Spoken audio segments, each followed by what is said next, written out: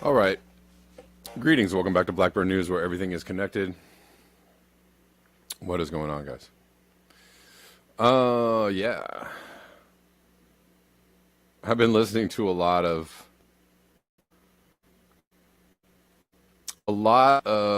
videos and commentary on climate change in the last couple of days, which has been frustrating,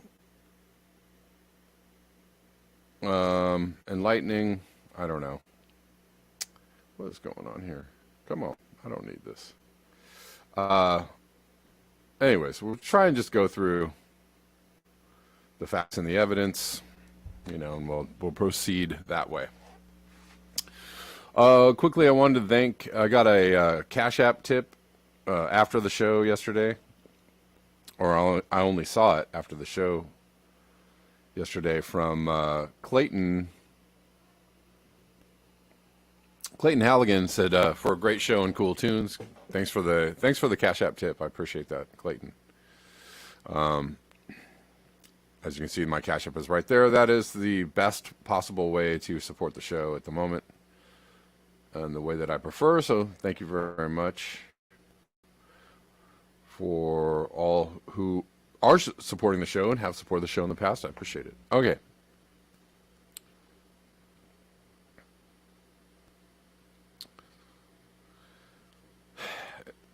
What's really happening with climate change? It's such a big subject, and people are so confused, and that confusion will only grow. That confusion will only grow as things get a little bit weirder, and climate change becomes more of a front page news story. We'll start with the something of interest, and a lot of people are saying, "Oh,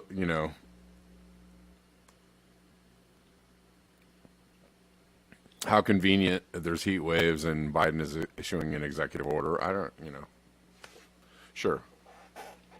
And I'm just, Biden is trying to get something pushed through on climate, and he couldn't get anything pushed through on climate because there was a big old bad old Republican dressed as a Democrat in the Democratic Party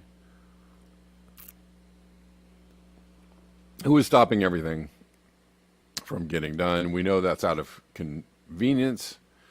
That is how they want to be set up. The system is designed for nothing to happen, nothing of substance to happen. So interesting that Biden is issuing this executive order. It's pretty toothless and weak sauce. I do appreciate that he's using an executive order for something. Because he does have some kind of presidential power, and he seems to not be able to use it for anything. But we'll see. We'll just quickly look at what he's talking about here. Hold on. All right. So, yeah, Biden unveils new executive actions to combat climate change. Yeah, I'm not going to be like, hurrah, this'll fix it. Obviously, it's not going to fix jack. In the wake of setback from his legislative agenda to combat climate change, President Biden on Wednesday announced a new set of actions to reduce greenhouse gas emissions. Okay. Climate change poses an existential threat to the U.S. and the world, which is true. The thing he said there was true. Biden said at a former coal-fired power plant in Somerset, Massachusetts, the Brayton Point plant is being renovated into a substation for the transmission of offshore wind power and manufacture plant for the underwater cables needed to bring offshore wind power to customers. Right, so that whole paragraph right there, oh, we're going to need more wind power to make sure all the people can still do all the things and buy all the things and right? We're not talking about really actually reducing any carbon footprints. That generating all that wind power, right? That's going to burn a lot of fossil fuels. So, non-action to action. Just stating for clarity, and I say it every day, and I say it all the time. The powers that be are going to do.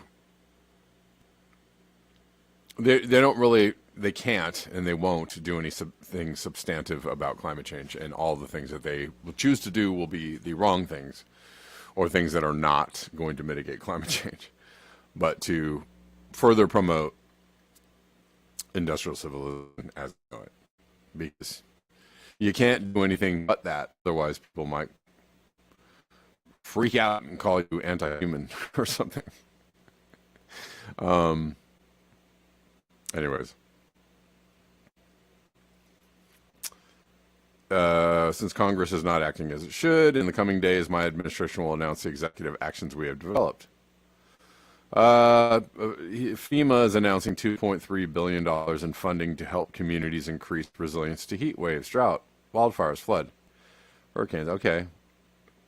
Right. Again, the resiliency thing is kind of not really a thing. Maybe on some levels it is, but it's just like if you're digging in against climate change, right? You're building infrastructure. Infrastructure itself is anti-planet, right? It's infrastructure itself is contributing to climate change. Why? Because infrastructure is the thing that delivers with great haste and speed destruction to the planet, right? All the things that we do that destroy the planet all need infrastructure in order for us to destroy the planet at an ever faster pace. So, saying we're going to fix climate change with new infrastructure is like we're going to hack down this whole forest in order to plant a tree. Look how we're fixing climate change, right? That's the best analogy I can think of. Yeah, we're planting trees for climate change. Well, we hacked down an entire forest, then we planted a couple of trees.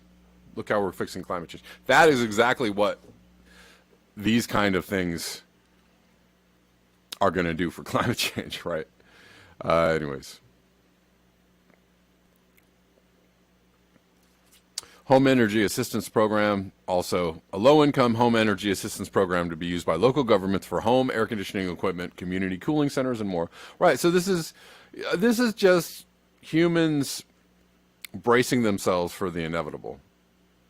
And, while we have a lot of money and we are more, we are people of privilege in the Western countries, we will, give everybody cooling centers and give everybody air conditioners, and air conditioning will be a human right, et cetera, for as long as we can power said air conditioners.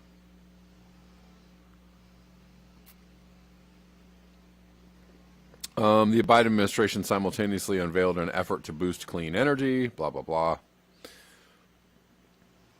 The Department of Interior is proposing a 700,000-acre area for the development of offshore wind energy in Gulf of Mexico. Again, well, who's getting those contracts? There's a whole lot of people that are going to economically benefit from this 700,000-acre wind farm. And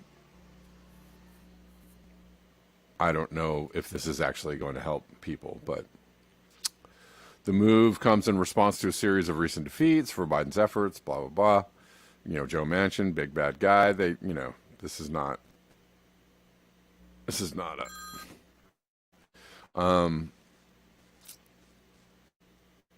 thing. Why is my so weird?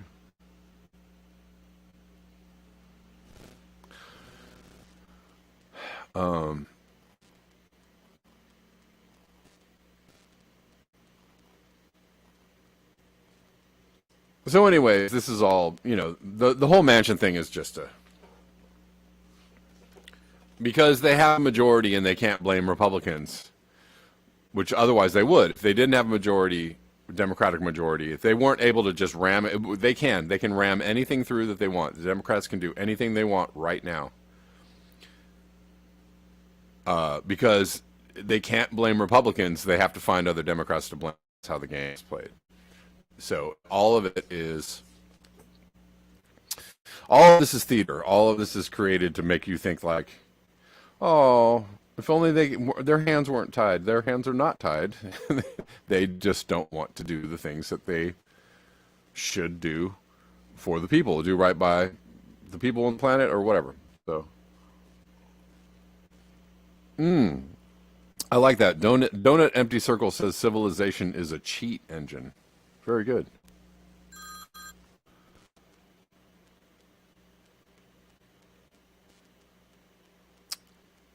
It certainly is.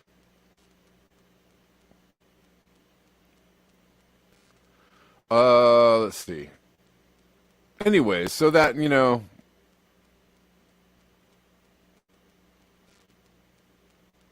this is not, um, this is not, I don't see anything in here about, locking people down because of climate change. And I don't see anything in here. It's basically kind of a moving money around is basically what it is, and calling it climate change action. And, you can certainly, climate change being in the news and being in the headlines is a good enough excuse for him to do this. But is it anything substantive on climate change? No, it is not.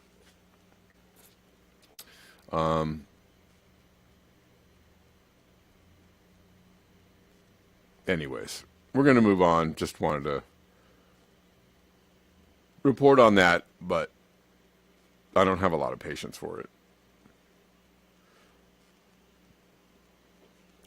But it isn't the thing. It isn't the thing that um, the. It isn't the thing that the libertarian community or the truther community is making it out to be. Like, oh, here comes an executive order, and then they're gonna. Here it comes. It's not. That's not what it is. So it's just he's just using it as an excuse to do something else. Something wave the flag. Oh, look what we're doing. That's we're doing a whole lot of nothing, and pushing some money around, and that's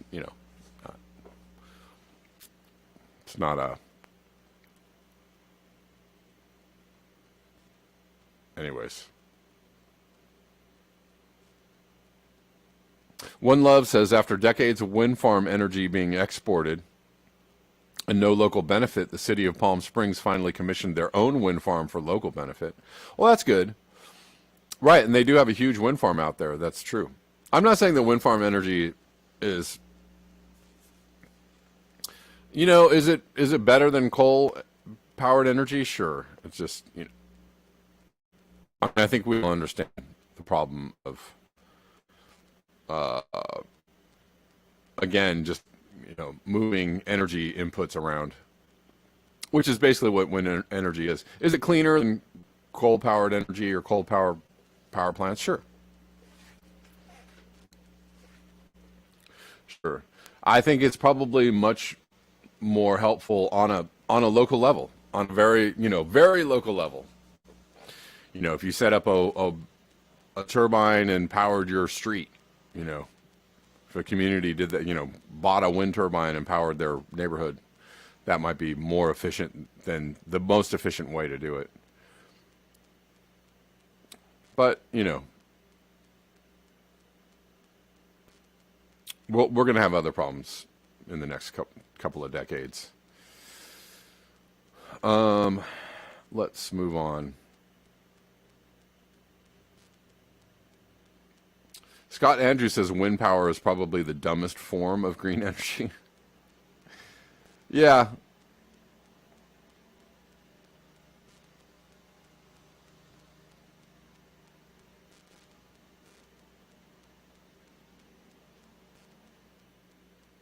Landfills are filling up with cracked windmill blades. Right. TCR Galaxy says tinkering around the edges. Pretty much. I mean, I'm not William S. Moy. Howdy to you. One Love says, and people living in the area must deal with the blight wires, transformers, and health concerns. Yeah.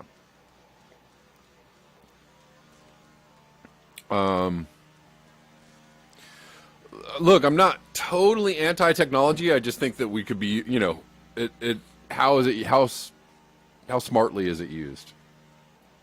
If there was a forward we could go into, intelligently, I think, we're going to need some technology, and I would actually like technology on some levels, even though I know it's the source of a lot of our ills, or most of our ills, or maybe all of our ills. I don't know. But here we are, and we have this technology, and I feel like, we could use technology intelligently. Maybe there might be a way we could use technology and really greatly reduce our carbon usage, but we also have to combine that with greatly consuming, pretty much everything else, greatly consuming all the things that we consume, right?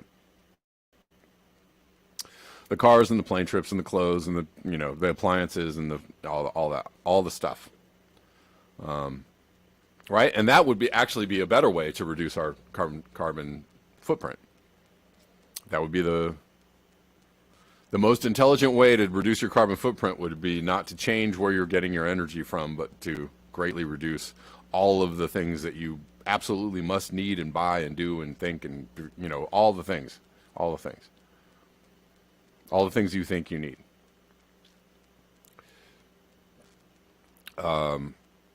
You could greatly reduce your carbon footprint by individual actions. Yes, you actually can. You actually can do that. G. Demarest says, I love the technology of toilet paper. A lot of people do. A lot of people do.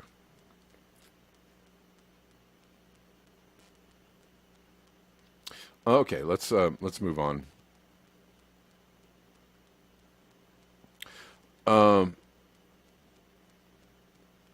One of the things someone brought up in the chat yesterday was something that T-Lab brought up about, one of the points was that, they're calling 75 degrees in San Francisco a heat wave. How ridiculous. It does sound ridiculous, but I didn't think about it at the time when I was doing the show yesterday. But have you ever lived in San Francisco? 80 degrees is actually a heat wave in San Francisco. There's a famous quote by Mark Twain, the coldest winter I ever spent was a summer in San Francisco. And it's absolutely true. I lived there for a few years. This was 20 or 30 years ago in San Francisco. It was cold. It was cold all the time. 80 degrees was a rarity, and it would be like half the peninsula would be 80 degrees, and the other half would be 65 and cold and cloudy and gloomy, because it's its own little microclimate. The Bay Area is a microclimate.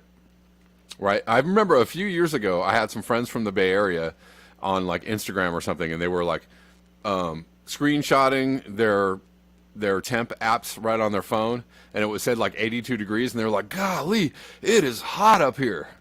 Man, we are dying. And everybody in LA was laughing at them. Everybody was like, what? 82 degrees? Bro, that's a day in the middle of February in Los Angeles. Right, so it just depends on where you're at. It depends on what you're used to. 80 degrees is absolutely a heat wave in San Francisco. So, it's all relative and it's all contextual. Anyways, so yes, 80 degrees is a heat wave in San Francisco. 100 degrees in the UK is absolutely off the charts bonkers. 100 degrees in Seattle and Portland, absolutely off the chart bonkers. But, such is the discussion around climate change these days, because there's a lot of people that just don't actually care to look that deep into the science and are doing a lot of pontificating on things that they don't really know that much about. It's a little painful, but we'll keep going. Here's a post I saw. I thought this was kind of interesting. A woman saying, and I'm just pointing this out. Hopefully I won't take too long on this. I found some more pics of our beach cleanup when I was in my hometown for my grandma's 98th birthday. This looks like somewhere in the Northeast, you know, Cape Cod, Maine, somewhere. I'll start with a picture of a marked sea turtle egg nest. Climate crisis frauds do nothing to help clean this planet. I mean, maybe. I think that's a little bit, you're just saying, well, I did some things. Okay. I think it's a little bit ridiculous. But the interesting thing is she's like, we cleaned up all this trash left by the tourists. Remember when I showed the picture of Lake Tahoe filled with trash, and she's like showing the beach is filled with trash, tourists. I was like, okay. The statements of like, well, they're trying to make you feel like you're a bad human. Humans are bad. Okay.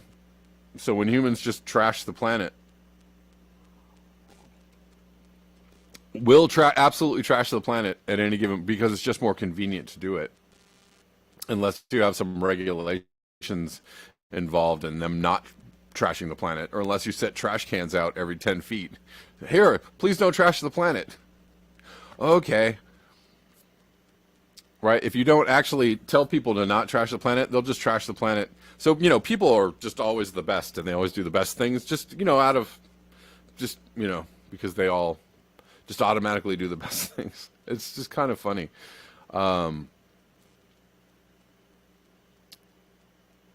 Do they always do the best things? I don't know.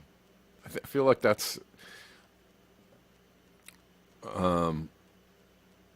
some people do and some people don't. Or actually, some people do and a lot of people don't. That's actually the truth.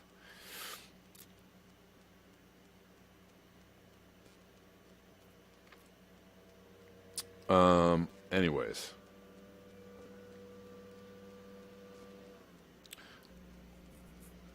And me saying that doesn't mean I hate humans. It means like people get your shit together, right? It means you could do a whole lot better. It doesn't mean like I hate humans and I want them all to die. It means people could do a lot better. Oh, we have a call from Phantomas. North says I hate humans. There are some days, I'm telling you, if you're on the freeway in LA, stuck in traffic for an hour, you'll start to hate some humans real quick. You'll be like, Jesus Christ. Anyways, whatever. Okay, Phantomas, how you doing? Good day. Good day to you, sir. Yeah, I think the whole thing about the climate change discussion, I've been listening to what Kim Iverson's been saying. Sure. And all of that. Well, what's humorous to me about it is the fact that if you listen to her, she says, well, I was listening to her on I was listening to her on the show. I was listening to that too. And I was entertained by the conversation for sure. Yeah. I mean, so she's saying, don't be aggressive, but you should think about being aggressive. I'm like, what the heck are you? I mean, I get what she's doing though. I mean, this is a way she can put herself in front. She can put herself in front of this issue. She can get all of the residual clicks and streams and traffic when she's on Rising or whatever show she does. It's pretty clever because she doesn't really have to take a position. Yeah, and she also said something that, I generally agree with. She's like, why don't we encourage positive action instead of banning things, right? Or instead of saying these things must go. And mostly I'm a fan of that, right? I agree. Encouraging positive action is a good way to go with people, generally. However, sometimes people won't take a positive action unless there's a negative consequence, right? That's actually how people work. If you're encouraging positive action, but there's no consequence for taking negative action or doing a negative action, people are going to do the negative action. Not all the time, but a good portion of people are going to do the negative action. So sometimes you actually have to discourage the negative action. And that's all fine and good, right? That's all. Oh, let's just encourage people to do better. Okay, that's fine. The problem it's a large misunderstanding of the actual severity of the problem, and so it's like I know she said a lot of good things. I thought she's like, well, other people in other countries can't worry about the climate because they're too busy living. Okay. The thing is that when climate change really kicks in, and starts to disrupt whether people can live normal lives or not, that's when you're going to wish you took much more aggressive action. That's when that's when, the point at which humans are going to be like, oh, we miscalculated this entirely. It's funny you say that. I'm talking to someone from Myanmar, and I'm helping her learn English. And one of the things that's really interesting to me is the fact that a lot of times during the week, they will power down, as they say, because they don't have enough power to run their country. Yeah. So what ends up, she doesn't have air conditioning. Right. She has to live in this kind of situation. So what I'm saying to people who don't believe in climate change, environment, whatever you want to talk about, that's our future, folks. Our future is rationed energy because of how much we're spending and wasting at an alarming rate. Right. That's coming so soon. Very soon. You won't even believe it. Right. Yes. Right. So I just with that, I see Martha is in the queue, so I'll leave there. Well, and the one thing I want to say is that she's, we have, she was saying we have the privilege to worry about climate change. You also have the privilege to sit around and debate whether it's serious or not, right? If you're in a Western country and you have all the comforts of industrial civilization at your disposal, and you live and you work in an air-conditioned box, and you don't have to come into contact with anything too uncomfortable, right? You have the privilege of debating, or even saying that climate change is a thing, right? Or debating, well, it's not that bad, right?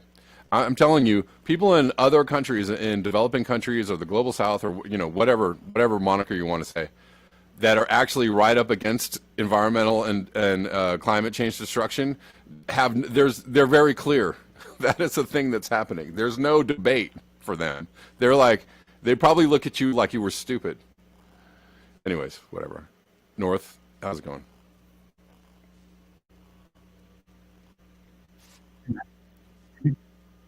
Hey, North, how you doing? Can you hear me? Yeah, I'm going to turn you up just a little bit. Oh. How about now? That's better. Okay. Yeah. I think a lot more actions need to be taken. The problem in my mind is that all the actions that seem to be proposed are always like on individual people basis, where like that's not the problem. It's probably been said 1,000 times that like 71% of CO2 emissions come from 100 of the biggest companies in the world. Oh, right? yeah, and sure. It's just like if you just put laws around their production, you're going to cut way more emissions than all the laws you could ever put on people. Right. The problem with that is that there's so much money behind those 100 companies that if you try and do that, there's going to be an immediate overt blowback and then like covert blowback, where like to my mind, these high energy prices, like the high gas fuel prices, is a combination of oil companies being like, one, we lost a bunch of money in 2020, we need to make it up for all the profits that we lost, and two, all these energy and pollution laws that are being brought in all these countries.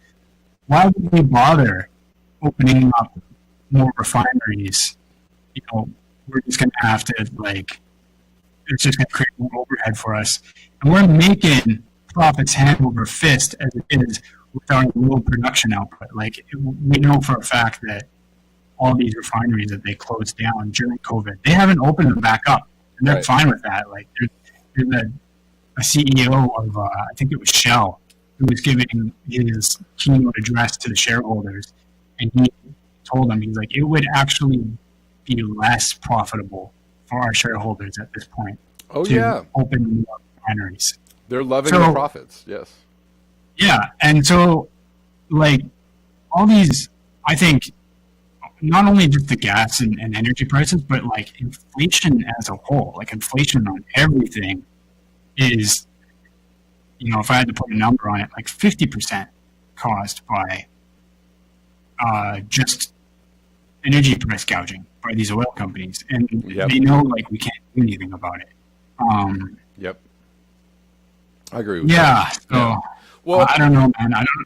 I guess the last thing I would say is, like, the solution to me is to, like, it feels like we've gone as far as we can go productively with pure capitalism that, like, at this point, I just want, like, a ruthless step where it's like, okay, we don't really need all these billionaires, so we're going to do a one-time, like, confiscation of all the richest people's wealth. We're just going to use it to update grids, like wartime powers. It's just like, this shit's going to destroy our planet. And you know what? The billionaires are going to be fine. If we take them from being a 25 billionaire to a 2 billion, they're still going to be good. Right? Yeah, exactly. Like they can deal with that, but they won't let that. We're going to have to. That's going to have to be, something or somebody is going to have to actually make that happen, because the way it's going, they're not going to allow that to happen. It's going to be, it's going to have to be ripped from their, cold dead hands, as the saying goes. Yeah. And I think that's partly why there's such a pushback, especially, like, from, I guess you'd call them nationalists or whatever, and, like,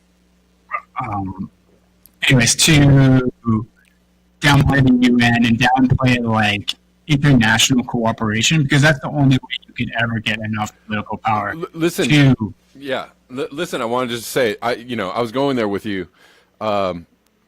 It's interesting. So here's the thing that's interesting to me about the truth community, right? And which I follow pretty fervently, and I'm usually a fan of most of what they're saying. However, the interesting thing to me is there seems to be there's a few narratives that all tie into it. It actually makes me super paranoid, or maybe suspicious, but I'm not saying this is true about any of the truth community. But when the entire truth community is like, communism is bad, regulation is bad, right? The government is bad, and all government regulation is bad, and this communism is bad, and climate change is a hoax. Like, add onto it overpopulation. It's strongly worded anti-human. You're psychotic. You're a eugenicist if you even think that. You're a lunatic. Right. Like, all of those narratives kind of feed into this. Kind of like, well, who's, this, all of these narratives are very, they're helpful to the powers that be, right? They're helpful to the people that want to keep the system in place as we know it, right? That don't want you to understand that the system is the problem. And in order to dismantle it, you're going to have to do something else, and something communal, something, right? Something cooperative, something, right? We're going to have to, the idea that you take the wealth from the billionaires and redistribute it, to the less needy, or redistribute it to things that need to be done, right? That's socialism or communism or something, right? It's just like, I find the narratives to be very, like, super neocon, almost 1950s, kind of like what Trump was touting when he took out, these regulations are bad for business, and climate change is a hoax, and we're going to crank up the oil, and here we go, right? The economy is never going to be, it's never been better, right? Like, it's just, we want everything to go forward the way we think that everything go forward, the way it used to go forward, right? And we just, that's, and all of it, I don't know whether all, this alignment of narrative in the truth community is somehow whatever planned, or it's an operation, or a conspiracy in and of itself. I don't know that. I don't know that for sure. But it seems, because they're so in lockstep all together. It seems like, there's no dissenters in here. There's no one saying, no one pointing out like, yeah, no, Yeah. maybe we should redistribute the wealth. Maybe some people should, maybe we should help the less fortunate. Maybe we should take the power away from the powerful. It's weird. It's weird to me. But anyways, or maybe it's just like maybe they just can't see the contradictions in their own messages. I don't know. Anyway. Yeah, I feel like they're really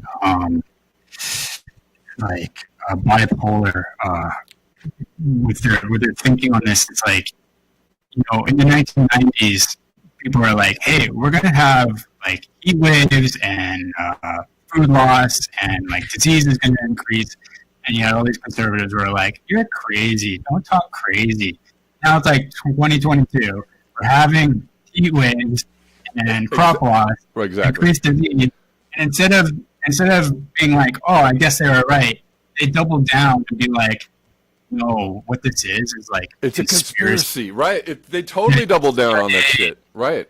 Yeah, it is like trying to control the food supply. They made it And they're, happen, right? playing with weather machines, and like they're calling like the World Economic Forum like a socialist gathering of like communist dictators. It's like, do you not realize that the World Economic Forum is like a gathering of all the biggest corporations and capitalists in the world? Like, Right. it's not socialist. It's not so. It's the opposite of socialist. It's the opposite of communist. They're all they talk about is corporations and what the corporations are going to do. No, it's not communism. I just don't. Yeah, you're right. I don't. It's a very big disconnect. It's like somebody talking about what corporations are going to do in the future and how they're going to run the world is somehow communist. Anyways, well, thank you, North. I got to move on and cover a couple things before I get out of here. But thank you for the call. I got a tip from Osama on Rockfin. Thank you, Osama. You never miss your water till your well runs dry. Tell me what you're going to do when your well runs dry. That's Peter Tosh. And it's just going to continue the confusion around what's really going on. I don't see it really getting sorted out, or I'm hoping to add some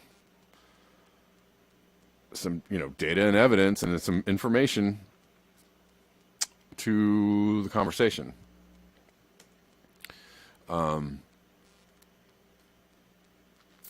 Anyways, let's go to this from Extinction Rebellion. Highest recorded temperatures are being seen in Central Asia too. Sympathy and solidarity to those enduring heat around the world. Right. So this is not in the headlines. There's another heat wave happening, but it just, because it doesn't matter to the people, in the Western world, or it's not in our headlines here. But if you looked at the totality of it, you'd be like, dang, it's really hot in a lot of places. Wow. What does that mean? Highest recorded temperatures are being seen in Central Asia too. Sympathy and solidarity to those during heat around the world. From extreme temperatures around the world. Central Asia is also with a harsh heat wave. Today, July 20th, in Kazakhstan, rose to 45.2 C. Its hottest day on record. Record-breaking heat in Kazakhstan. So we're getting record-breaking heat everywhere around the world. I wonder what it is, And I also wonder why, again, I'll just call it for what it is. The truth community is going so hard to tell you that this isn't happening, or it's not real, or it's being overblown, or it's just something.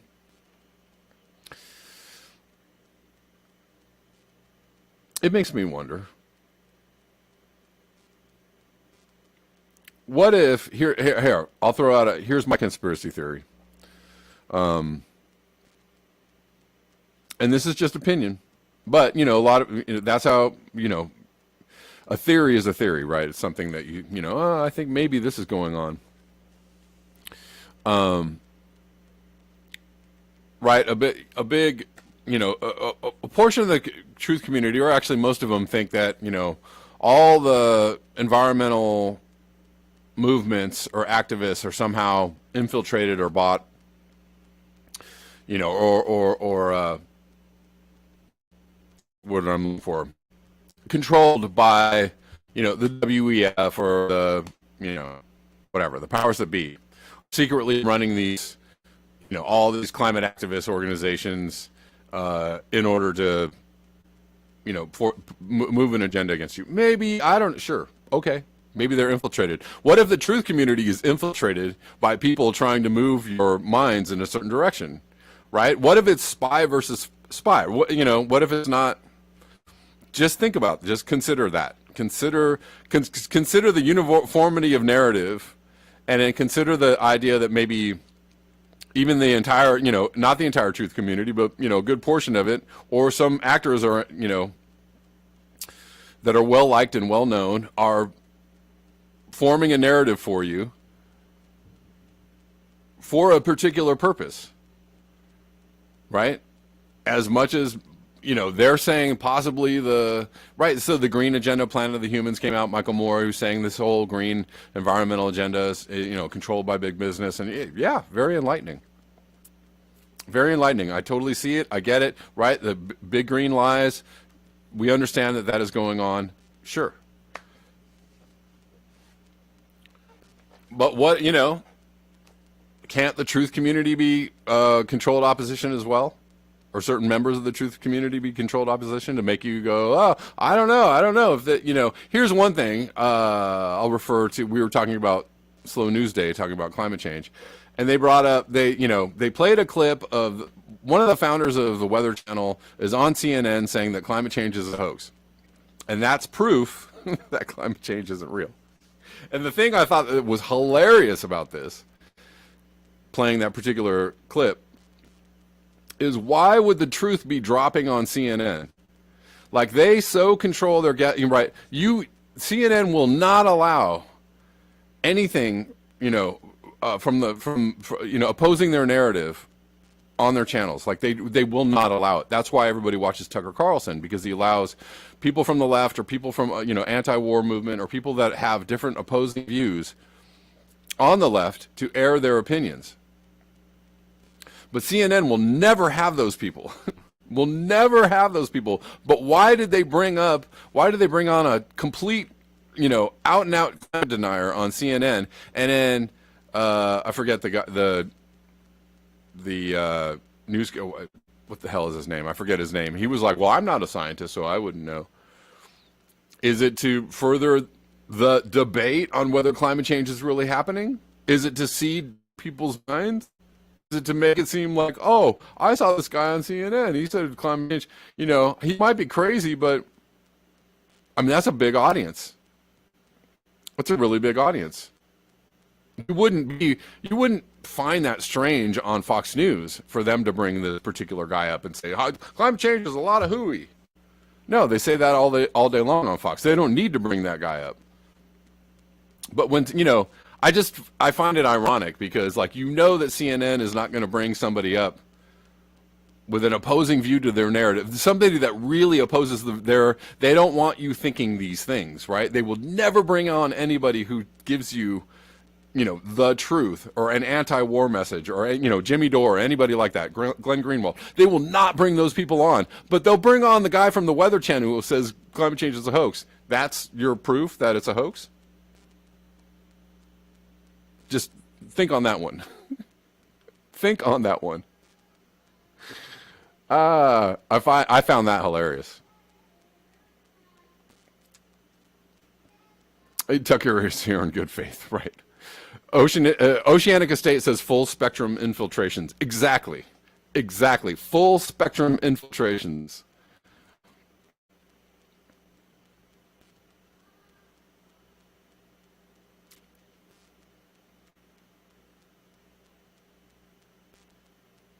I don't know. Just, I mean, you know, just pay attention. Just pay attention to the things that people are saying.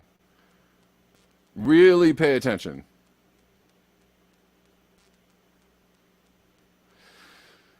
Where are we going next? I only have a few minutes left.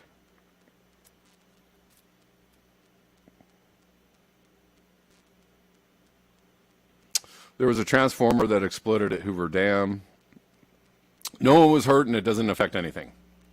I don't know. Somebody mentioned that story and I went and looked it up, but it seems like a non-story, mostly a non-story. They were like, it exploded and nothing happened. Okay. So it isn't really worth a lot of. I went through the article and I didn't see anything that was like, oh, that's weird. But let's read this. Before I go, I'm going to read this from Slate on London's hottest day ever. And we'll just pick through this a little bit. London's hottest day ever brought on madness that far exceeded the temperature. It's very hot in Britain. At midday on Tuesday, the UK recorded its highest ever temperature of 40.3 degrees Celsius, or 104 Fahrenheit. That's, you know, that's stupid hot. Before people who live in Death Valley get angry with me, let me explain why that does in fact count as very hot here in London. Right, because it's, you know, contextual. Right, as you go up towards the Arctic, you know, climates get colder, so it's not supposed to be 100 degrees in Siberia. It's not supposed to be 100 degrees in British Columbia. It's not supposed to be 100 degrees in London. It's just not supposed to be that. So when people that live in the South go like, oh, it's not that hot. Do you know anything about anything? Our summers used to involve a couple of weeks in the early 20s, around 70 Fahrenheit for Americans. That's summer. That's their summer. A good bit of rain and complaints that summer never really came this year. No longer. Now you can bank on weather in the 20s, yes, but also 1 week where it becomes impossible to remain sane as temperatures and tempers skyrocket. We live in homes originally built for shivering chimney sweeps or something. And so on that whole, homes are built to keep heat in. Exactly. Their infrastructure is designed for a completely different climate. Again, another point that was brought up was that the RAF closed one of their landing strips because the tarmac melted. Okay. Well, why? That's not crazy, right? If you build, look, if you live in LA, they have earthquake codes for the buildings. Why? Because we have earthquakes. In places where the temperature is hotter, they build homes with air conditioning. That all the homes in the South, like, you never open your windows anymore, right? Because they build homes that way to withstand the heat, and everything is built with central air, and everything is built with the environment in mind. So in England, and anything built with some, an extra protection is going to have added costs. So why would they include the cost for something that never happens, right? Well, you wouldn't build a building in the Midwest with earthquake codes. Why? Because they don't have earthquakes. It would just be this random cost. So you're not going to build a tarmac in England to withstand 100-degree temperatures, or whatever, because it would just be added cost that doesn't make any sense, right? It never gets that hot, okay? So, you know what I'm trying to say, right? So the temperature, tarmac melting in England, where they never suspect that it's going to get that warm, is probably not that weird. It's not that weird, right? If there was a major earthquake in the Midwest, all the buildings would fall down, right? If there was a 7 or 8 earthquake, all the buildings would fall down because none of the buildings are built, and that wouldn't be that weird because none of the buildings are built with earthquakes in mind. Anyways.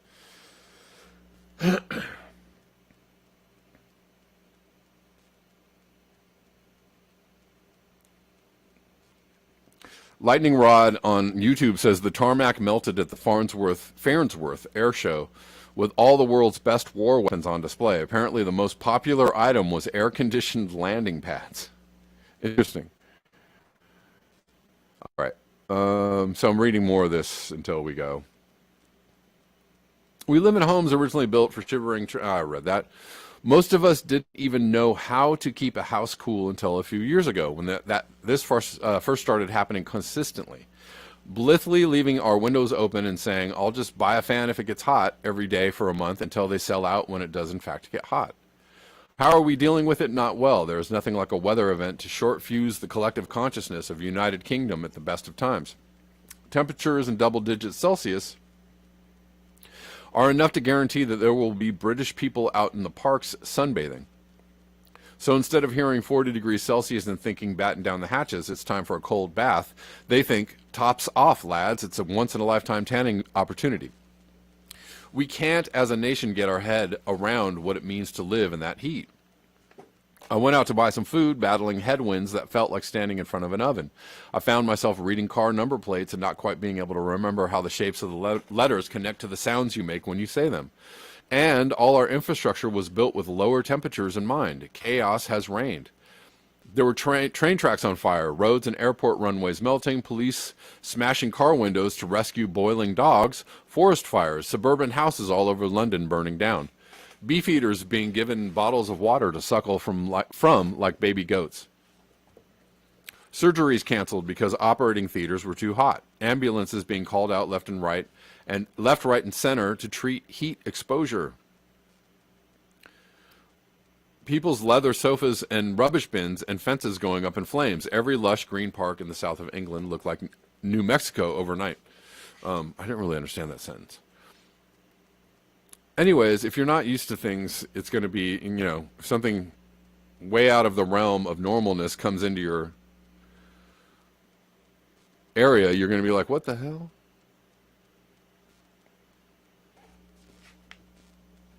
The hotter it got, the more insane the advice trotted out to deal with the heat became. Don't put an ice pop in front of the body's less salubrious holes. Okay, carry frozen vegetables under your top and on the train. Rub yourself with raw onion. And look, some of the heat wave madness is funny. Of course it is. It's funny to see videos of a burnt Englishman yelling at a passerby about their right to enjoy a cocktail in their own wheelie bin filled up with water undisturbed. It's funny that Sky News ran split-screen coverage of the heat wave with a live stream of the sun on one side like it was O.J. Simpson on the freeway. With all due respect to the animals involved, it is funny that Welsh pigs had to be lathered with sun cream, he says, ahead of an agricultural fair. It's funny that one cinema chain offered free tickets to ginger people. It's funny that chocolate deliveries were suspended because makers remember the summer of 1990 when the entire stock of Chocolate Factory in Liverpool melted. But some of it is not. Obviously, the writing is on the wall in terms of the climate crisis. Bill McGuire, a University College London professor of geophysical and climate hazards, told The Guardian that this is just the beginning. When our children are our age, they will yearn for a summer as cool as 2022. Because long before the century's end, 40°C plus heat will be nothing to write home about in the climate-mangled world they inherit. Another news report claimed that researchers are also increasingly concerned that extreme heat waves in Europe are occurring more rapidly than models had suggested. Nobody wants to read these things while housebound and immobile under a collection of wet tea towels they put in the freezer. Then again, we know all this. Scarier almost is that the heat managed to become a culture war issue, not even climate change, but the heat itself.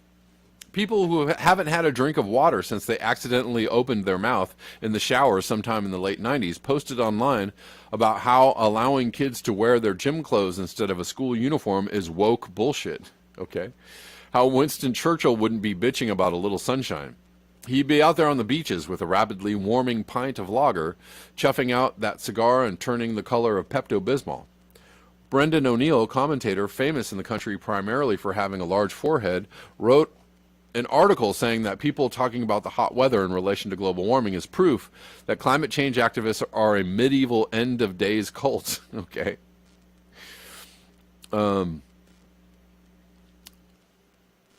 it's not really dangerous until it is. Another climate skeptic, James Whale, claimed in the Express that the reason the climate is getting hotter is that the planet is moving closer to the sun.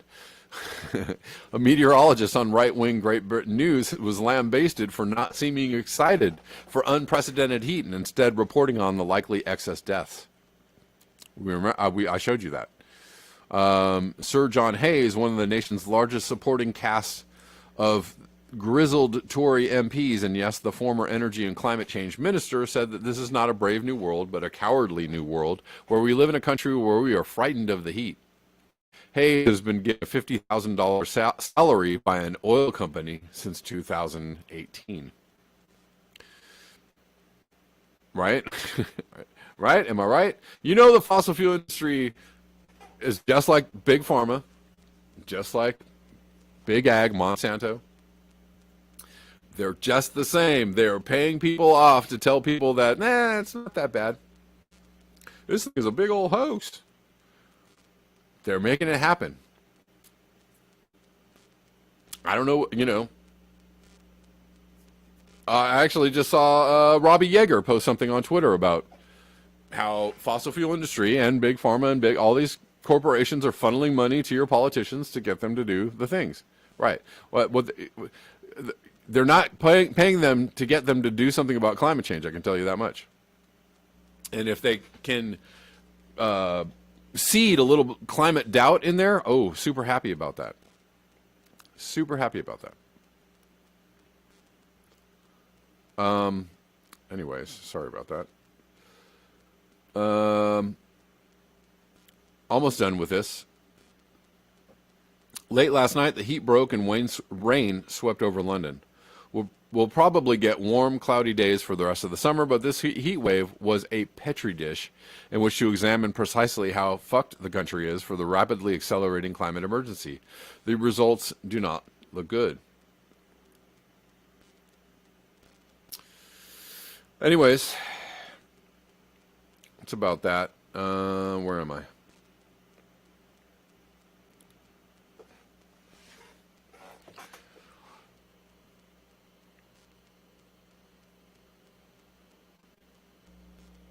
Interglacial Optimist says it was only 92 degrees full sun. 2 near misses is a normal day.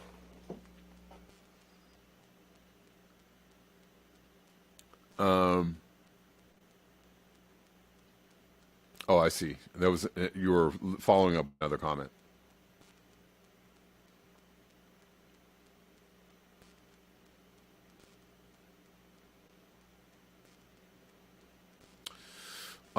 Right. I think that about does it for me, y'all. Had a couple of comments from North on Colin saying one was truth community ? The other one was it's the Elysium model.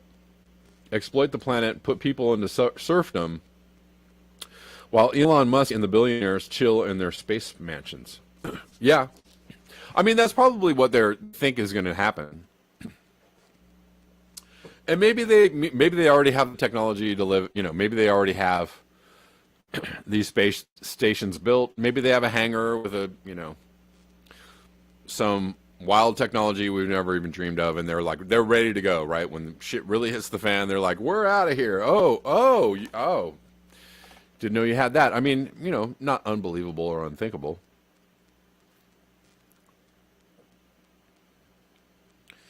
Basil, no, I missed George Monbiot's latest piece. I didn't. I saw a little bit about that, but I didn't really. I didn't. Maybe I'll dig it up for tomorrow.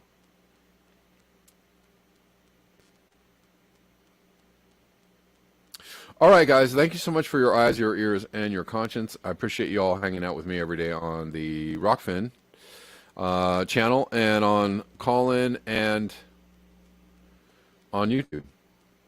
I will see you all tomorrow at the regular time of 10 a.m. Pacific Daylight Time. Until next time, peace.